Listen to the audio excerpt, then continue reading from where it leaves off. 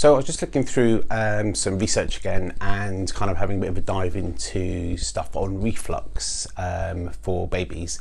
And I just found one that was from May 2020, so it was really recent, on reflux in babies, and it actually said something that I've read quite a few times, which I thought I'd just pass on to you.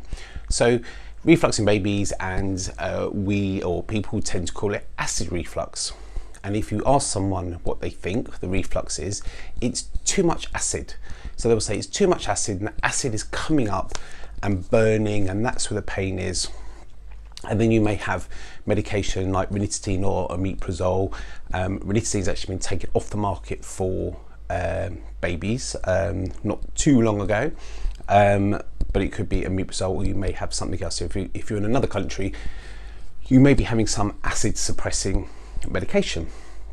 So this research says something similar to quite a few others I have read.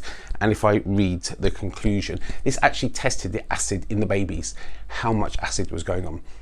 And part of the conclusion was acid sensitivity alone was rare, which may explain poor response to acid suppressive drugs. Quite a lot of research comes back saying the antacid drugs don't work so well. And then they say they need to be used after other options have been looked at, and they're a bit of a last resort. So in this study, only 10% of the babies that looked at had increased acid. So I've read others that say it was about a quarter.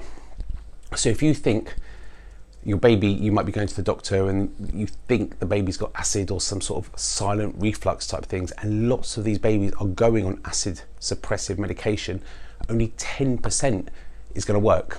So if your baby has reflux and they've gone on some medication to reduce the acid and it's not worked, don't be surprised, because only 10% to 25%, let's say, have actually got an acid type of reflux.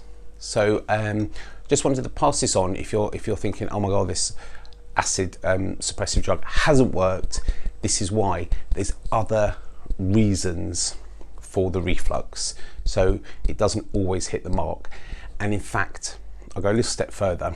If your baby hasn't got an acid type of reflux, and then, so for example, here's the normal acid, and then you've got lots of acid, and the acid suppressive drug brings it back down, say to normal, and the baby's okay. If your baby's normal and getting an acid suppressive medication, their acid's lower. So it's like they could have too low an acid now, and they're not breaking the milk down.